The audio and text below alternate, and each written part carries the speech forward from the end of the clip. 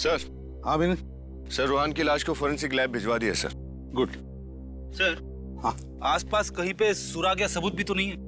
अब कैसे पता चलेगा कि रोहन का खून किसने किया है? सुराग और सबूत नहीं मिला तो क्या हुआ फ्रेडी? गवाह तो हैं। लोगों की गिनती भी बढ़ गई है।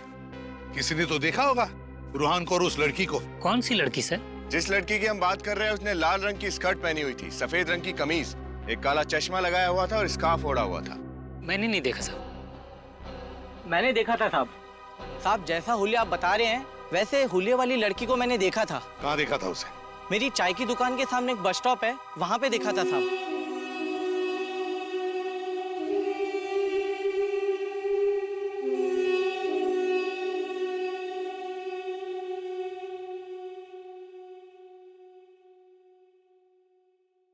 एक फोन करना था। लोकल का 5 और एसटीडी का 10 रुपया 1 मिनट का।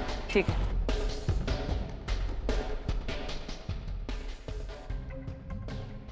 मेम साहब, आपके पास मोबाइल है और आप यहाँ से फोन कर रहे हो? तो अपना काम से काम रखो। हेलो, हाँ मैं बोल रही हूँ। मुझे माल मिल गया। मैं वेला पुल से निकल के 2 घंटे में पहुँच जाऊँगी। ये लो, छुट्टा देने की जरूरत नहीं है।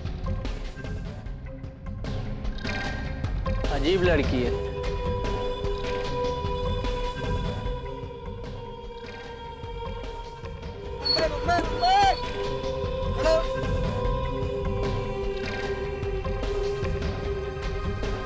तेरह वर्ष की अवधि अज्ञातवास में व्यतीत करने के पश्चात पांडव अपनी मातृभूमि हस्तिनापुर लौटे, परंतु अर्जुन एवं युधिष्ठिर को इस बात का ज्ञान नहीं था कि उनकी मातृभूमि अब रणभूमि में बदलने वाली थी।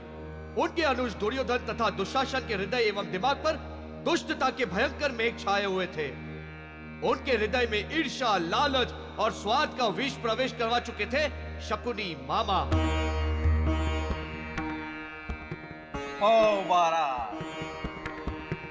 ना भांजे ना, हस्तिनापुर केवल तुम्हारा है।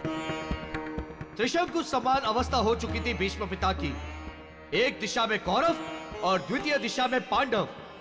केंद्र में संकटमय परिस्थिति में था उनका हस्तिनापुर, परंतु समय के चक्र को कौन रोक पाया है? पुत्र दुर्योधन, हस्तिनापुर की सुरक्षा एवं सुख समृद्धि का उत्तरदायित्व मेरे इन बूढ़े कंधों पर है। इन्हें मलिन देह के बोझ तले ना दबाओ। पांडवों ने वचन के अनुसार 13 वर्ष अज्ञातवास में व्यतीत किए हैं। अब समय आ गया है कि तुम भी अपने वचन का पालन करो। ना भांजे ना, चौपड़ में फेंके हुए पासे और मुख से निकला हुआ शब्द अमूल्य होता है। भावनाओं में विलीन होकर आज का समय मत गंवाओ पुत्र। हस्तिनापुर के सिंहासन पे तुम्हारा जन्म सिद्ध अधिकार है, केवल तुम्हारा। समझ रहे हो ना? मैं तो समझ रहा हूं मामा श्री, किंतु ये पितामह इस बात को नहीं समझ पा रहे। पितामह, मेरे शब्द कर्ण प्रिय नहीं किंतु सत्य अवश्य हैं। अर्जुन, हस्तिनापुर का सिंहासन तो दूर, हस्तिनापुर की मिट्टी पर भी तुम पांडवों का कोई अधिकार नहीं। दुर्योधन, हस्तिनापुर पर केवल पांडवों का अधिकार है, केवल पांडवों का। पौ बारा पितामह, अपने प्रिय अर्जुन को स्मरण करा दें। 13 वर्ष पूर्व चौपड़ की बाजी में हस्तिनापुर तो क्या, वो अपनी धर्म पत्नी को भी हार चुके थे। अपने ज्येष्ठ भ्राता की जंघा पर आसन ग्रहण कराने के लिए जब द्रौपदी को केश से खींचकर इस राज दरबार में लाया गया था, उस क्षण भिक्षुक जैसी अवस्था थी आप लोगों की। ऐसा व्यतीत होता है कि वो क्षण आपके चित्त से उतर गए। दुर्योधन, तुम तो ऐसे कठोर हृदय के नाते ये अवश्य किसी मलिन विचारधारा वाले व्यक्ति की संगत का असर है। तुम दोनों मेरे अनुज हो, प्रिय हो मेरे। आपस में बैर करना उचित ना होगा। मैं हाथ जोड़कर यह विनती करता हूं कि हस्तिनापुर के 5 गांव हमें सुपुर्द कर दो। आप हमारे ज्येष्ठ भ्राता हैं, इसलिए मैं आपसे अनुरोध करता हूं कि अगले 5 क्षणों में अपने पांव को बाहर की दिशा में ले जाइए, अन्यथा पांडवों की मृत्यु के उपरांत 5 अर्थी भी प्राप्त ना होगी आपको। दुर्योधन!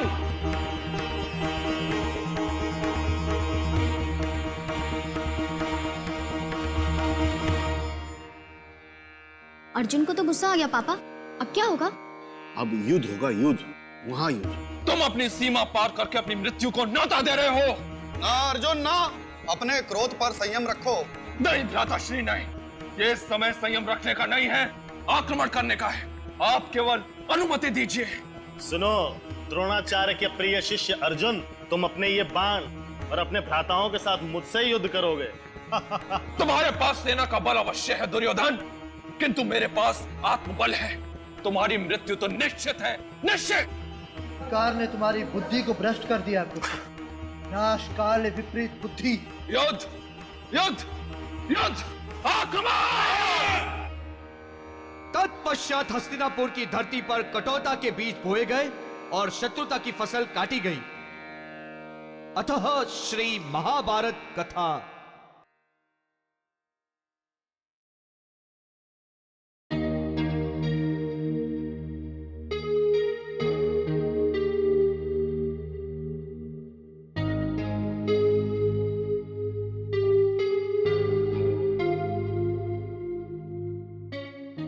पापा, बात कर ही लेते हैं। हाँ चलो, जैसी तुम्हारी मर्जी। आखिरी शादी तो तुम्हारी है ना।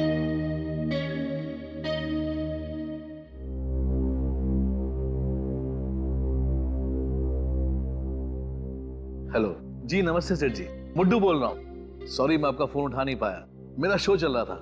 हाँ हाँ सेठ जी, हम क्यों नहीं आएंगे? अरे सेठ जी, आपसे 1 लाख रुपए एडवांस ले चुके हैं, शो में क्यों नहीं पहुंचेंगे? समय अनुसार हम सब लोग सीरकपुर पहुंच जाएंगे। बस आपसे एक विनती है सेठ जी, आप मेरे कलाकारों के लिए वहां पर खाने पीने और रहने की व्यवस्था अच्छे ढंग से कर दीजिएगा। ओके सेठ जी। जी जी नमस्ते, नमस्कार। अरे दिवाकर जी आप, नमस्कार। नमस्कार नमस्कार। आप मुझे जानते हैं? भला आपको कौन नहीं जानता, केशवर तालुका के आप इतने जाने माने जमींदार हैं। चलिए अच्छी बात है, मैंने आपका नाटक देखा, बहुत पसंद आया। पहली बार रंगमंच पर महाभारत की कथा का मैंने नाट्य रूपांतर देखा, दिल खुश हो गया। जी बहुत बहुत धन्यवाद। बच्चों की मेहनत रंग ला रही है। आप बताइए मैं क्या कर सकता हूँ, क्या सेवा करूँ आपके लिए? ये मेरी बेटी शालिनी है। नमस्ते। परसों इसकी शादी है। ये तो बड़ी खुशी की बात है। और इसी खुशी को दुगनी करने के लिए मैं चाहता हूँ कि आप अपनी मंडली के साथ इसकी शादी में आए और इसी नाटक का एक प्रस्तुति दें। शादी में महाभारत? क्यों, कोई समस्या है? नहीं नहीं दिवाकर जी, समस्या की कोई बात नहीं। दिवाकर जी, हम लोग तो कलाकार हैं, लोग हमें जहाँ बुलाते हैं हम चले जाते हैं। दरअसल शादियों में संगीत संध्या या डीजे इस तरह के प्रोग्राम होते हैं। तो महाभारत सुनकर मैं थोड़ा सा आश्चर्य हो गया। भाई मैं जमीन से जुड़ा जमींदार हूँ, संस्कृति से मुझे बहुत लगाव है। खैर पैसों की बात कर ले। जी ट्रैवलिंग वगैरह के साथ हम 2 लाख रुपए चार्ज करते हैं, बाकी आपको जैसा देना है आप सोच लीजिए। चलिए ठीक है, 2 लाख में तय हुआ। मैं शाम को आपके गेस्ट हाउस में 25,000 पेशगी के तौर पे भेज दूंगा। चलता हूँ। धन्यवाद। चलो बेटी। हाँ संजीव, अरे यार कमाल हो गया, अभी यहाँ के बहुत बड़े जमींदार दिवाकर जी मुझसे मिलने आए थे। अरे हमें एक और शो मिल गया है, मुबारक हो। और सब लोग ठीक ठाक है ना वहां पर?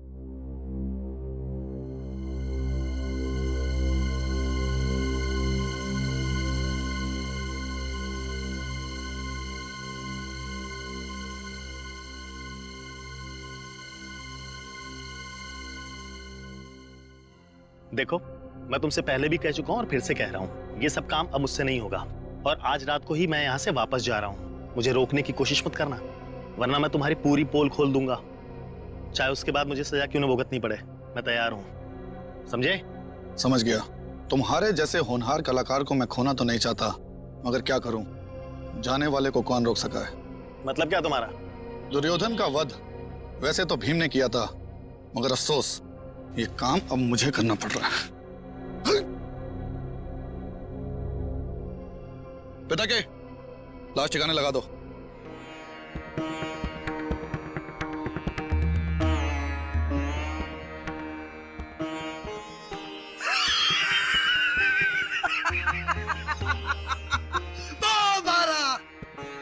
भांजे मेरे पास है, मुझे बता रहे हैं कि पांडवों की समक्ष धन संपत्ति पर अब तुम्हारा वर्चस्व होगा।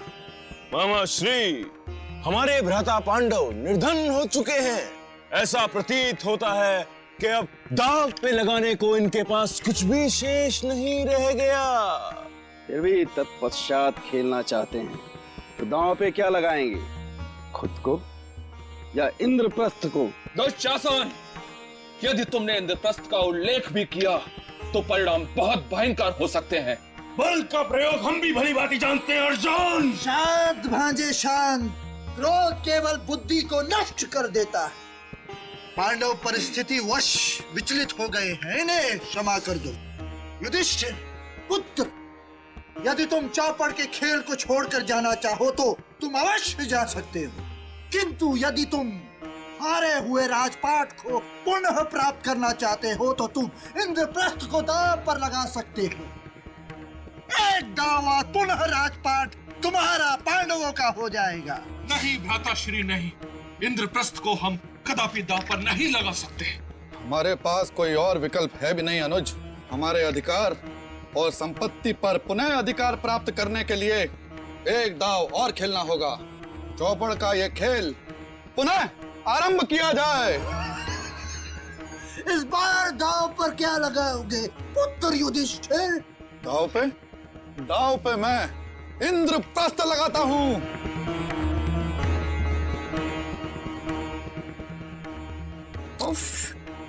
ये गहनों का वजन कितना ज्यादा है। सारी रस्में पूरे होने तक मैं इनका वजन कैसे झेलूंगी? दीदी, शादी करनी है, वजन तो झेलना पड़ेगा ना। और वैसे भी आज एक ही दिन की तो बात है।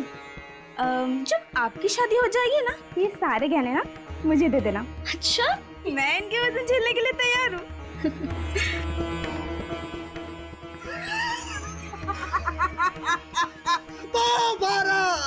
हम जीते पांजे।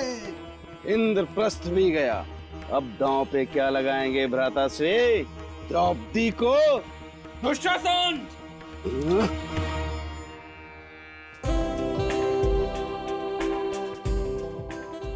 तुम्हारा फोन रिंग हो रहा। हेलो केटरर, हाँ तुम वही रुको, मैं अभी आती हूँ। दीदी कमरे से बाहर मत निकलना, मैं अभी आती हूँ। ठीक है, मगर जल्दी आना। हाँ हाँ हाँ। हेलो,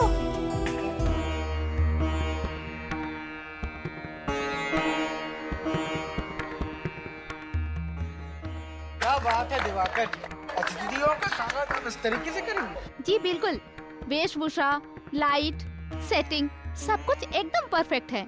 ऐसा लगता है कि मानो हम लोग सचमुच हस्तिनापुर में आ गए हैं। कितना अद्भुत है ये सब। हाँ, कि जो भी चीज कम पड़ रही है ना, आप मुझे पहले बता दीजिए, बाद में मुझे कोई प्रॉब्लम नहीं चाहिए। हाँ अच्छा, स्वीट्स और अरे लेकिन वो तो मंगवाया था ना मैंने। अच्छा अच्छा, मेरी प्यारी बेटी शालिनी की शादी है, उसे यादगार जो बनाना है जी। और फिर जमाई राजा मैं और उनके माता पिता 2 घंटे में पहुंचेंगे केशवर। तो मैंने सोचा मेहमानों के लिए कुछ अलग तरीके का इंतजाम किया जाए। मुद्दू साहब जी, बहुत बहुत धन्यवाद जी। बहुत बहुत शुक्रिया, बहुत बहुत शुक्रिया। आप लोगों से निवेदन है, कृपया भोजन के लिए पधारें। आइए। अरे छोटी, तुम इधर? मैं शालिनी दीदी के साथ ही थी, मगर मुझे केटरर का फोन आया। उससे बात करने मैं बाहर निकली तो उसने कहा कि उसने मुझे फोन ही नहीं किया। इसका मतलब शालिनी, चलो चलो।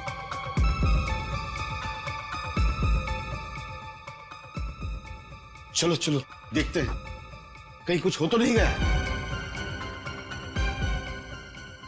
शालिनी, शालिनी!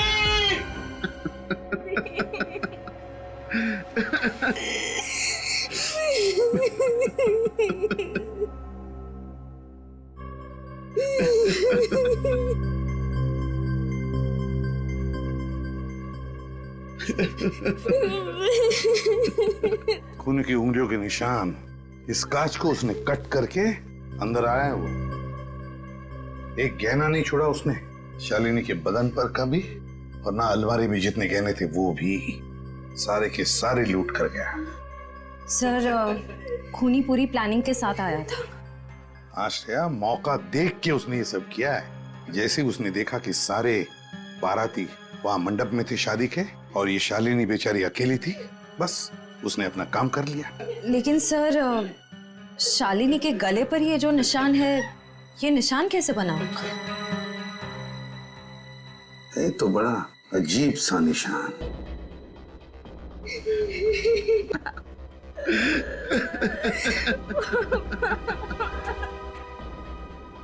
बेटा, तुमने ही अपनी दीदी को आखिरी बार जिंदा देखा ना, और उसकी लाश भी। उसको पैसे और गहने चाहिए था तो मुझसे मांग लेता, मेरी जान ले लेता था। मेरी मासूम बच्ची को क्यों मार डाला? मेरी बेटी ने उस खूनी का क्या बिगाड़ा था? दिवाकर जी, मैं आपसे वादा करता हूँ कि जिसने भी ये किया है ना, उसे हम ढूंढ निकालेंगे, छोड़ेंगे नहीं उसे, कड़ी से कड़ी सजा दिलाएंगे।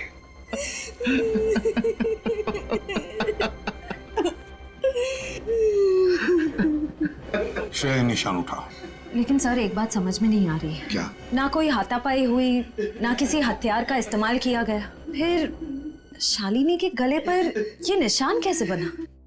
ये निशान कैसा, ये साळुंके ये बताएगा, और साळुंके ये भी बताएगा कि शालिनी की मौत हुई कैसे। इसकी शादी की सारी वीडियो फुटेज देखते हैं, सारी की सारी वीडियो फुटेज।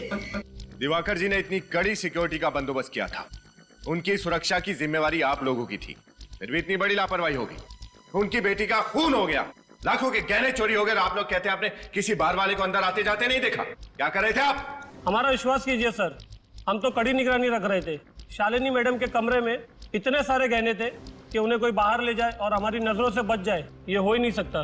बाहर वाला नहीं, इसका मतलब ये हुआ कि ये काम किसी अंदर वाले का ही है। क्या आप हम पर शक कर रहे हैं? देखिए, हम बहुत अमीर और इज्जतदार लोगों में से हैं। हमारे पास पैसों की कोई कमी नहीं है।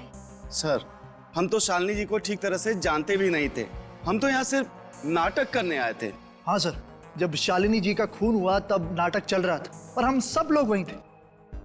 हमें एक एक करके इन सबकी तलाशी लेनी होगी। लेनी ही पड़ेगी तलाशी। चलो हटो, एक एक करके अपनी तलाशी दीजिए।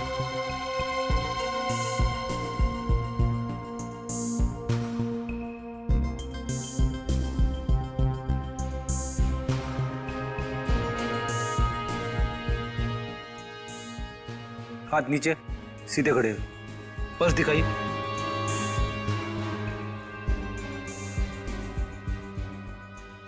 अपना पर्स दिखाइए।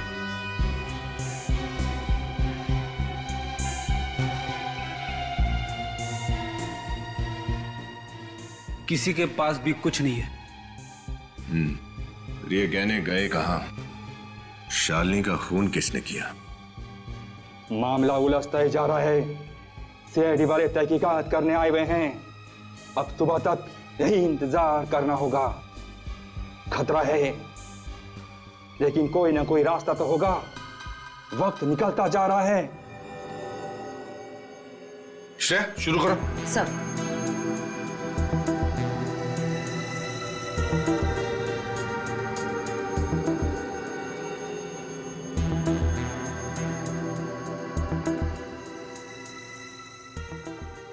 बहुत धूमधाम से की है शादी दिवाकर ने अपनी बेटी की। मेहमान भी बहुत आए हैं। लेकिन सर, इतनी सारी भीड़ में उस खूनी को कैसे ढूंढेंगे? खूनी को हम जरूर ढूंढ निकालेंगे विनीत, जरूर ढूंढ निकालेंगे उसे। श्रेया, एक मिनट जरा पॉज करो। ये जो आदमी पीछे खड़ा है, चुप कर क्यों खड़ा है? ये लगता है किसी पे नजर रख रहा है, मगर किस पर? कौन हो सकता है ये? है कौन ये कलाकार? सर, जब हम सभी कलाकारों से पूछताछ कर रहे थे तब ये वहां पे नहीं था। वहां पे नहीं था ये? नहीं सर। श्रेया, काम करो, इन दोनों लोगों के वीडियो में से फोटो बना लो। जरूर इन दोनों का कोई ना कोई कनेक्शन है चोरी और खून में। लेकिन जिसने भी ये गहने चुराए हैं, लेकर कहां गया होगा वो गहनों को? शादी में इतनी टाइट सिक्योरिटी थी, उसे तो पता ही होगा सिक्योरिटी के बारे में। सर, कहीं सख्त पहरे की वजह से उसने वो गहने वहीं कहीं तो नहीं छिपा दिए जहां पर ये शादी हो रही थी? ये बात तो है सर। अगर वो गहने चुरा कर भागने की कोशिश करता तो पकड़ा जाता। लेकिन सर, हमने उस जगह का चप्पा चप्पा छान मारा था, गहने तो कहीं नहीं मिले थे, और हमारा कांस्टेबल भी तो है वहां पर। एग्जैक्टली, हमारा कांस्टेबल भी तो था उधर। तो फिर कहाँ छुपा के रखे होंगे? मुझे नहीं लगता उसने शादी के मंडप में वो गहने छुपा के रखे हैं। मुझे तो लगता है उसने गहने घर के बाहर छुपाए हैं, जमीन के नीचे। आसान के बोल, पता चल गया कैसे मौत हुई लड़की की? देखिए मद्दू साहब, हम सब यहाँ केवल अपने शौक के लिए काम नहीं करते, अपना पेट पालने के लिए भी काम करते हैं। अगर आपने हमें हमारे पैसे नहीं दिए ना, तो हम सीरकपुर जाकर शो नहीं कर पाएंगे। अरे मेरे भाई केतन, तुम इतना गुस्सा क्यों हो रहे हो? और अगर तुम सीरकपुर नहीं आए तो फिर युधिष्ठिर का किरदार कौन करेगा? आप निभा लीजिए ना सर। युधिष्ठिर, भीम, अर्जुन, नकुल, सहदेव सब आप निभा लीजिए सर। ये तुम क्या कह रहे हो? देखिए सर, बिन आहार कलाकार बेकार, हमसे नहीं हो पाएगा सर। हमें हमारे पैसे दे दीजिए। क्यों? हाँ, तुम सभी अच्छी तरह से जानते हो कि अभी हाल ही में दिवाकर जी की बेटी की मौत हुई है, और ऐसे हालातों में मैं उनसे पैसे कैसे मांग सकता हूँ? कैसे मांग सकता हूँ मतलब? हमें क्या पता कैसे मांगे सर। सर देखिए, हम मुफ्त में काम नहीं कर पाएंगे। हम भी नहीं करेंगे। अगर ऐसे ही चलता रहा ना सर, तो ये मंडली यही टूट जाएगी। मैं भी छोड़ के चला जाऊंगा। हम सब छोड़ देंगे। हम भी छोड़ देंगे। कमाल करते हैं आप लोग। ऐसे कैसे मंडली छोड़ने की धमकी दे रहे हैं आप, जबकि आप सब ने मुझसे 25 शो करने का वादा किया था। 25 शो करने का। संजीव, समझाओ यार। आपने भी तो इस नाटक के खत्म होने के बाद में हमें पूरे पैसे देने का वादा किया था ना मुद्दू साहब? जिया, केतन, मुद्दू साहब पे क्यों इतना दबाव डाल रहे हो तुम लोग? पैसे चाहिए ना आप लोगों को? हाँ। सीरतपुर के शो के बाद मिल जाएंगे पैसे, तब तक मंडली छोड़ने की बात कोई नहीं करेगा, समझे? सर देखिए, आप सीनियर हैं, आप जो बोलेंगे मानेंगे हम। लेकिन सर, सीरतपुर के शो के बाद हमें हमारे पैसे दे दीजिएगा। ठीक है, अब जाइए और जाके सो जाइए। सुबह निकलना है सीरतपुर के लिए। जी सर। चलिए।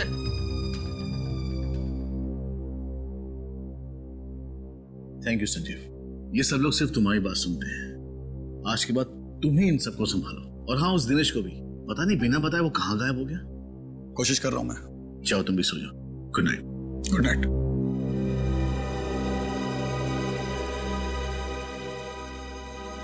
रोहन, कहाँ जा रहे हो? कहीं नहीं सर, बस वो एक बहुत जरूरी काम मुझे याद आ गया था, उसे खत्म करके आता हूँ। सब ठीक तो है ना?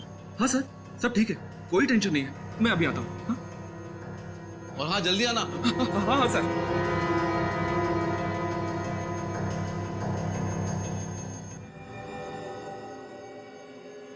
हाँ सर, क्या पता चला इसकी मौत के बारे में? बॉस, इस एक्सरे को जरा गौर से देखो। ये शालिनी के गले का एक्सरे है। सड़के यार, यहाँ पर क्या है? ये कुछ तो है इधर। एग्जैक्टली। इसके गले पर चोट लगी, जिसकी वजह से इसके गले के आसपास की मांसपेशियां फट गई।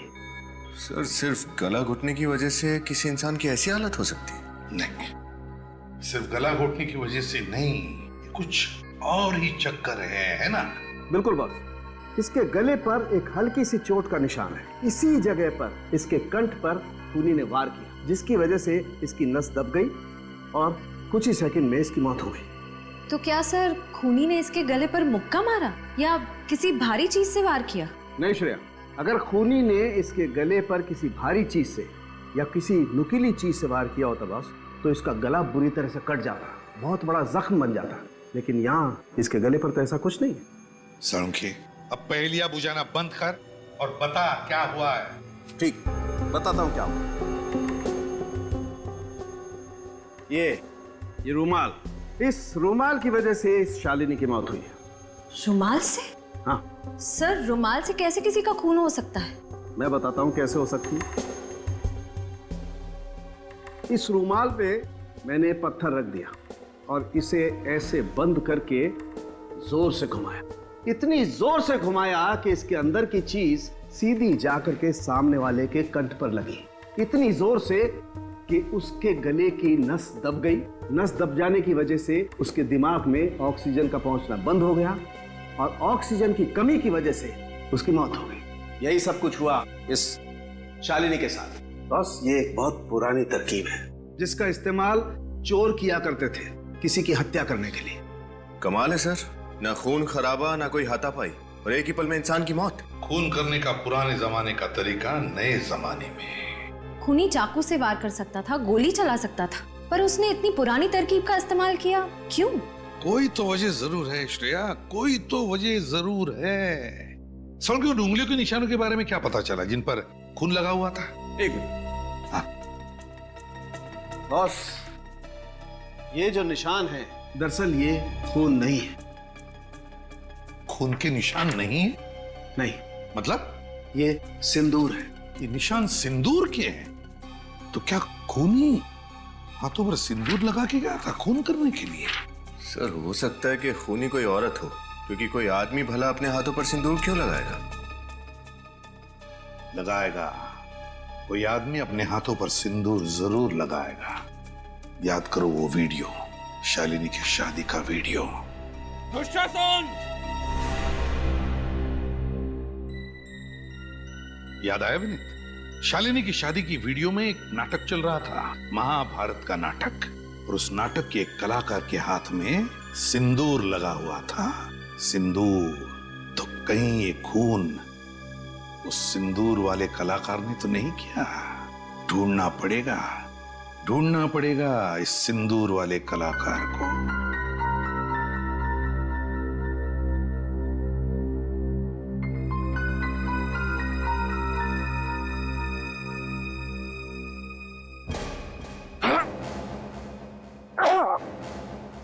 माफ कीजिए कांस्टेबल साहब, लगी तो नहीं?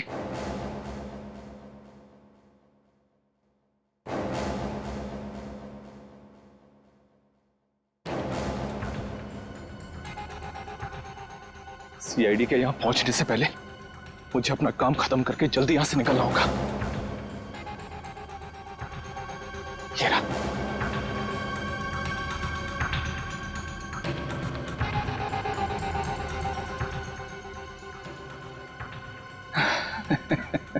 मजे आ गए, जिंदगी भर के लिए गरीबी से छुटकारा मिल गया।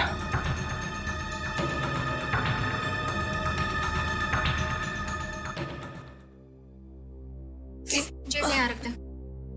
भाई अलीना, हाँ? सब तैयार है? हाँ, सब तैयार है। गाड़ी भी आते ही होगी हमें ले जाने के लिए। 9 बजे तक पहुंच जाएंगे हम लोग। संजीव, अरे यार संजीव, बचा ले मुझे यार। क्या हुआ? अरे वो रूहान एन वक्त पे वो हमारे साथ ऐसे कैसे कर सकता है? अरे ठीक से बताइए ना मुद्दू साहब, क्या किया रूहान ने? ब्लड प्रेशर बढ़ा दिया मेरा। उसकी हिम्मत तो देखो, सुबह 5 बजे मुझे फोन करके बोलता है कि मुद्दू साहब बस अब मैं जा रहा हूँ, वापस कभी नहीं आऊंगा। भला ये कोई बात हुई? मतलब ये कि रूहान ने भी हमारी नाटक मंडली छोड़ दी? हाँ संजीव, ये सब क्या हो रहा है? पहले दुर्योधन गया और अब अर्जुन भी। सीरकपुर में हम अपना नाटक कैसे करेंगे? सुनो, वो तुम्हारा कलाकार कहाँ है जिसके हाथ में सिंदूर लगा हुआ था और वो अर्जुन का किरदार निभाता था? बुलाओ उसे। वो तो रूहान है। हाँ रूहान, बुलाओ उसे। कैसे बुलाएं उसे सर? हम उसे नहीं बुला सकते। नहीं बुला सकते क्या मतलब? बुलाइए उसे। सर, क्योंकि वो नाटक मंडली छोड़कर जा चुका है। क्या कहा? तुम्हारा ग्रुप छोड़कर चला गया? वो चला नहीं गया है, भाग गया है वो, समझे? भाग गया। सर, लगता है इस रूहान ने ही शालिनी का खून किया है और उसके गहने भी चुराए। रूहान का कमरा कहाँ है? आइए सर, ये कमरा है रूहान का। अच्छा, ये रोहन का कमरा है? जी सर। उसका कोई रूम पार्टनर था क्या? कोई रहता था उसके साथ इस कमरे में?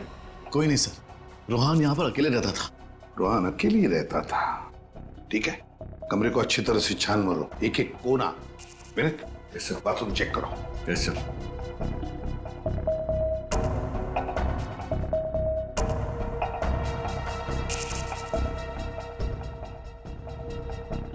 सर। हाँ, क्या है विनीत? ये देखिए सर, मिट्टी।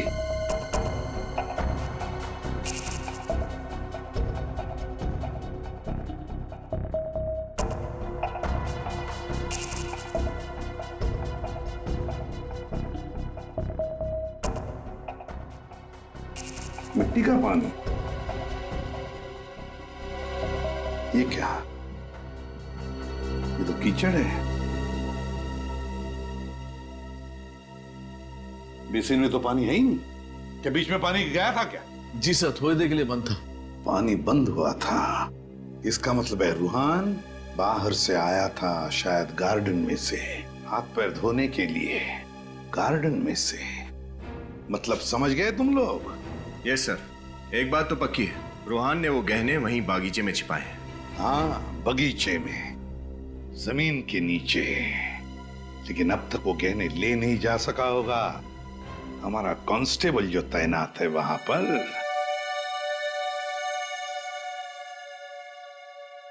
माय गॉड, देखो इसकी नब्ज चालू है क्या?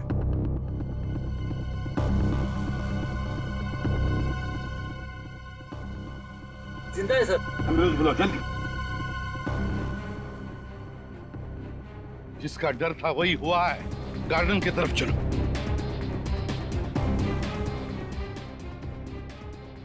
देखो कहीं पर कुछ गड़बड़ लगती है क्या?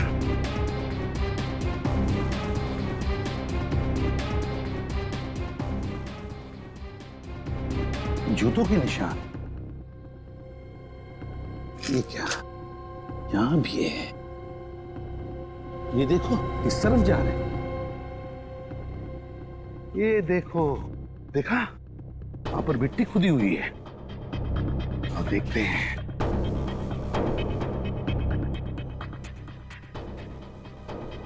ये देखो मिट्टी खुदी हुई है। मतलब रूहान ने गहने यहीं पर छुपा के रखे थे, यहीं पर। फिर गहने उठाए और भाग गया, हमारे कांस्टेबल को बेहोश करके। वो देखो क्या चमक रहा है जरा। सब देखो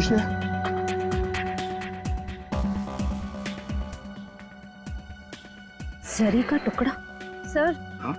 इस तरह की जरी तो दुल्हन के कपड़ों में इस्तेमाल की जाती है। दुल्हन के कपड़ों में इस्तेमाल होती है? हाँ सर।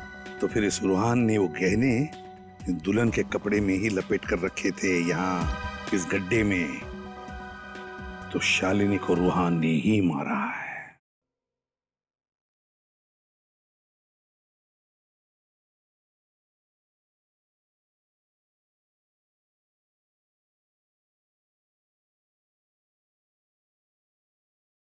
चलो भाई पहुंच गए सीरकपुर। और ये रहा हमारा डाक बंगला। आ जाओ भाई सब लोग। मुद्दू साहब, पता नहीं हमारी नाटक मंडली को किसकी बुरी नजर लग गई है। ये दिनेश अचानक गायब हो गया और ये रूहान, चोरी और कत्ल का इल्जाम है उस पर। सीआईडी भी ढूंढ रही है। क्या होगा हमारे नाटक का? अब किसी ने सपने में भी तो नहीं सोचा था ना कि रूहान एक अपराधी निकलेगा। देखो भाई, केशवर में जो कुछ हुआ उसे भूल के अपने काम पे ध्यान दो। रात गई बात गई। लेकिन हाँ संजीव भाई, आज रात में जो 7 बजे का शो है उसका क्या होगा? तो क्या होगा? लाइट, साउंड और स्टेज की जिम्मेदारी हमारी है और उसे हम अच्छे से निभाएंगे। क्यों? और जगह भी चेक कराएंगे। लेकिन हाँ मुद्दू साहब, बतौर मैनेजर की जिम्मेदारी तो आपको अच्छे से निभाइए। मुद्दू साहब, एक ही कलाकार क्या अर्जुन भी बनेगा और शकुनी भी? अरे अपने साथ साथ आप हमारा भी मुंह काला कराएंगे। हम कलाकार का तो इंतजाम करके दीजिए। अरे यार संजीव कलाकार है, कोई भाजी तरकारी नहीं कि मार्केट गए और पाव किलो और किलो के हिसाब से ले आए। मैं कोशिश कर रहा हूँ ना यार। चल आओ सब आओ। सर, इस किट्टू पाने वाले को पूछ के देते हैं, शायद इसे कुछ पता हो। जी कहिए साहब, हमारा ही नाम किट्टू है। हम लोग सीआईडी से हैं। सीआईडी? हाँ सीआईडी। इस फोटो को ध्यान से देखो और बताओ, इस आदमी को देखा है कहीं? इसका नाम रूहान है। इसे आखिरी बार नीले रंग की पैंट और हरे रंग की कमीज में देखा गया था। तो बताओ, क्या तुमने इस आदमी को देखा है? क्या तुम जानते हो इसे? हाँ साहब, इस आदमी को कैसे नहीं पहचानूंगा मैं, जानता हूँ मैं इसे। कहाँ देखा? साहब आज ही देखा है। कितने बजे? आज सुबह ही, यही कोई लगभग 9 बजे आया था साहब। 9 बजे? जी हाँ 9 बजे। तुम्हें तो पता ही होगा ना, तुम्हारे यहाँ के जमींदार दिवाकर जी की बेटी का खून हुआ। जी हाँ मुझे मालूम है। तो हमें इस आदमी पर शक है कि उनकी बेटी का खून इसने किया है। इस आदमी ने खून किया है? हाँ। क्या तुमने इसे अकेले ही देखा या फिर इसके साथ कोई और भी था? नहीं साहब, वो तो अकेला ही था। और क्या बता सकते हो इस आदमी के बारे में? हाँ साहब, उसने मुझसे पूछा था कि केशवर बस स्टॉप से सबसे पहली बस कितने बजे निकलेगी। केशवर बस स्टॉप पहली बस? इतने सारे लोग तुम्हारे यहाँ पर आते होंगे खरीदारी करने के लिए, ये रूहान ही तुम्हारे दिमाग में कैसे बैठ गया? याद कैसे नहीं रहेगा साहब, वो आदमी बहुत ही अजीब था। मतलब? देखिए साहब, उसकी वजह से मेरे यहाँ पे चोट भी लगी है। ये चोट कैसी लगी तुम्हें? क्या उसने तुम्हें मारा था? नहीं साहब, मारा तो नहीं था। तो फिर कैसे लगी? जब आखिरी बार आया तब। ये लो साहब। अरे ऐसे क्या चिल्ला रहे हो? हाथ पे लगा है, गर्दन पे नहीं लगा है। अगर गर्दन पे लगता ना तो तुम्हारी मौत भी हो सकती थी। ये तो बहुत ही खतरनाक है।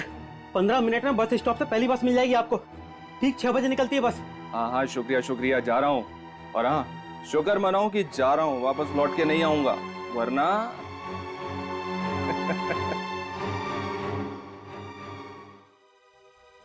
रुमाल में पत्थर बांधकर रुमाल घुमाता था।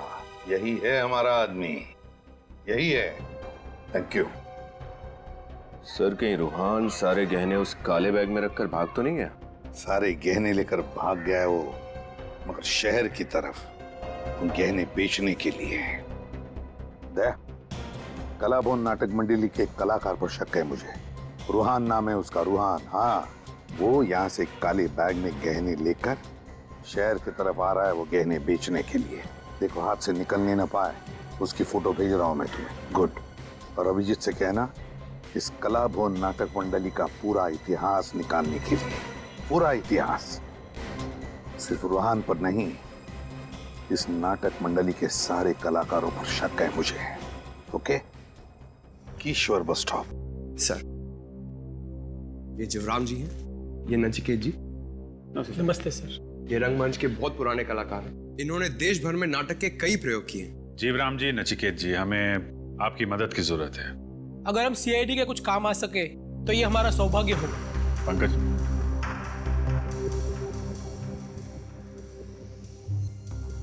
आप लोग ये फोटो देखिए, इसके बारे में क्या जानते हैं आप लोग?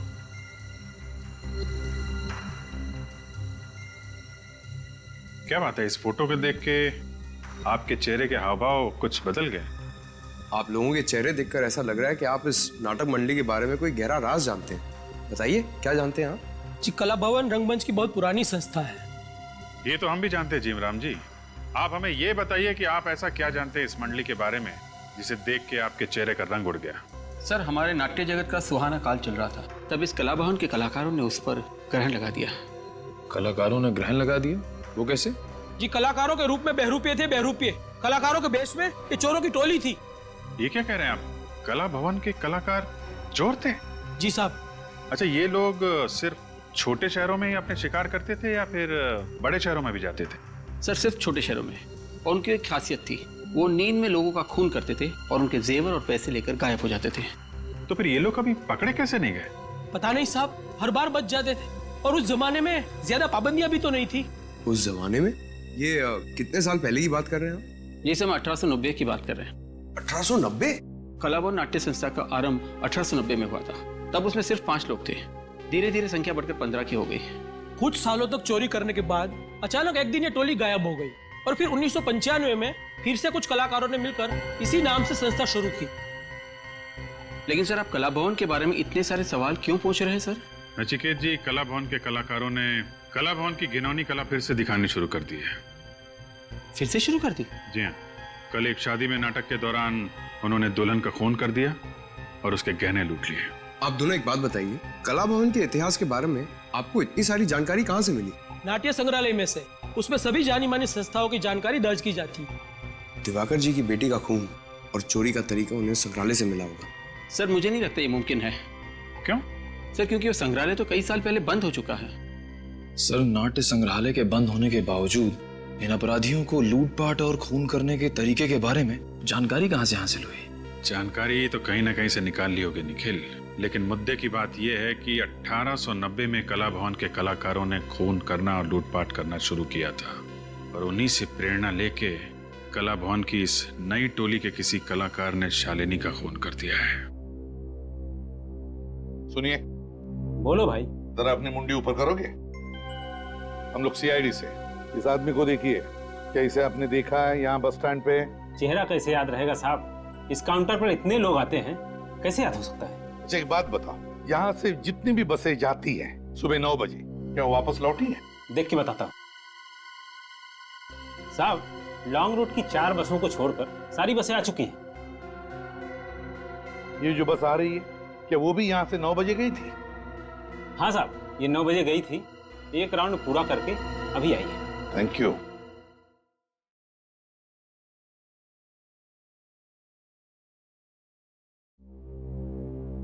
रुको। अरे क्या चाहिए आपको? कौन है आप लोग? हम लोग सीआईडी से। एक बात बताओ, इस आदमी को जानते हो? जी साहब। साहब, ये तो वही आदमी है जो उस लड़की के साथ था। लड़की? कौन लड़की? कुछ बता सकते हो उसके बारे में? हाँ साहब उसने लाल रंग की स्कर्ट पहनी हुई थी, वाइट शर्ट, बड़ा सा चश्मा लगाया हुआ था, स्कार्फ और पाँव में लंबी एड़ी वाला सैंडल था साहब, जैसे वो शहर की लड़कियां पहनती है ना साहब, वैसा। और क्या बता सकते हो साहब? हम जब यहाँ पर पहुंचे तब तो ये लड़की यहाँ अकेली खड़ी हुई थी, शायद इसी आदमी का इंतजार कर रही थी। बाद में जब बस यहाँ से निकलने लगी तो ये आदमी यहाँ भागता हुआ आया, ये दोनों एक दूसरे को देखकर मुस्कुराए, फिर हमारी बस में चढ़ गए। अच्छा, और उतरे कहाँ? साहब वेलापुर स्टॉप पे उतरे थे 11 बजे। वेलापुर 11 बजे? मतलब ये रूहान वेलापुर गया है। वेलापुर आ चुकी थी संबंधों के प्रलय की। निश्चित करना था दानवीर करण को कि वो किसका समर्थक बने, अपने परम मित्र एवं संरक्षक दुर्योधन का या अपने सौतेले भ्राता पांडवों का।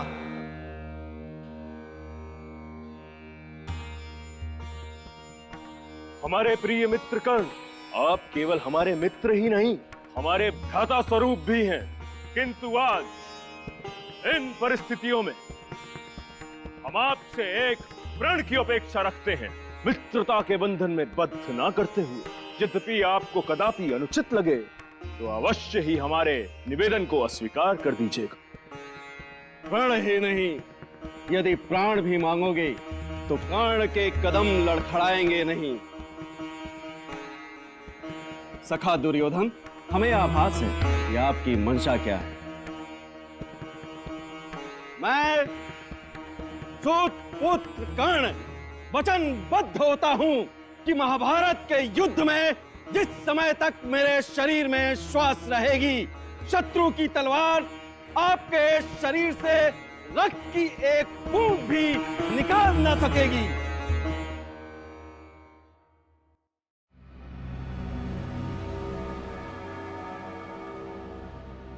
सर, इस गांव वाले ने फोन करके मुझे बताया कि यहाँ पे एक लाश गिरी है। उसके बाद तुरंत मैंने आपको फोन किया सर। ये देखिए सर, यही वो लाश। माय गॉड, पलटाओ इसे।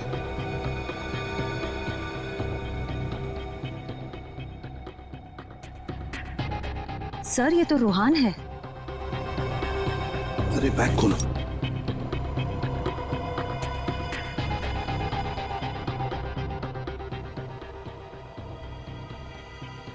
देखो कोई गहने हैं क्या इसके पास, अच्छी तरह से चेक करो।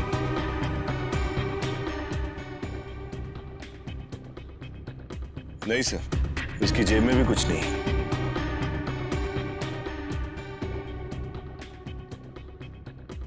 सर ये देखिए, रूहान के गले पर बिल्कुल वैसा ही निशान है जैसा शालिनी के गले पर था।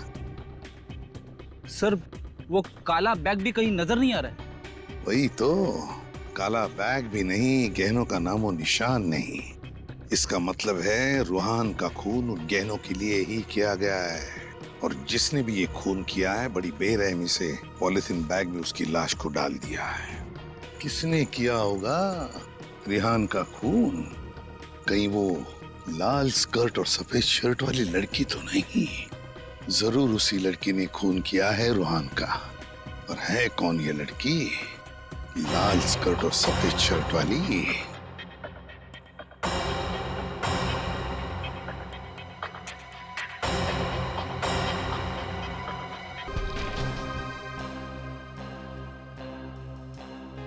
मुंबई जाने वाली बस में बैठी? हाँ साहब, मुंबई जाने वाली बस ही थी। यही लड़की है, इसी ने रूहान का खून किया है, इसी लड़की ने। फोन पे माल की बात कर रही थी, इसका मतलब वो गहने भी उसी के पास है। लेकिन एक बात समझ में नहीं आई सर। क्या? यहाँ से मुंबई का रास्ता करीब 4 घंटे का है, लेकिन उसने फोन पर कहा कि वो 2 घंटे में पहुंच रही है। अच्छा, मुंबई 4 घंटे की दूरी पर, और उसने फोन पर कहा कि वो 2 घंटे में पहुंच जाएगी। फ्रेडी, पता लगाओ यहाँ से, मतलब वेलापुर से 2 घंटे की आसपास कितने शहर या गांव है, जल्दी। Yes sir. अच्छा, हमें तुम्हारी मदद चाहिए। तुम्हें उस लड़की के बारे में जो कुछ भी याद है, वो दिखती कैसे, वो हमें बताओ, हम उसका चेहरा बना देंगे। हाँ, मदद करोगे? जी साहब। और एक बात बताओ, जब वो फोन पर बात कर रही थी तब वो कुछ लिख रही थी ना कागज पर, तो क्या तुमने देखा वो क्या लिख रही थी? सर वो कागज पर कुछ फूल बना रही थी। फूल बना रही थी? Okay thanks. सर। हाँ। वेलापुर से 2 घंटे पे सिरखपुर है। सिरखपुर? क्या फ्रेडी, क्या कहा तुमने? सिरखपुर? हाँ सर। सिरखपुर? अरे यही तो वो जगह जहां पर इस नाटक मंडली का अगला शो है, कला भवन नाटक मंडली का। सिरखपुर। मगर सर, अगर ये लड़की सीरतपुर जाने वाली थी तो उसने मुंबई जाने वाली बस क्यों ली? यही तो, ये लड़की बड़ी खड़बड़ है, बड़ी चालाक है। इसे पकड़ने के लिए जाल रचना पड़ेगा। कला भवन नाटक मंडली का नाटक महाभारत। महाभारत।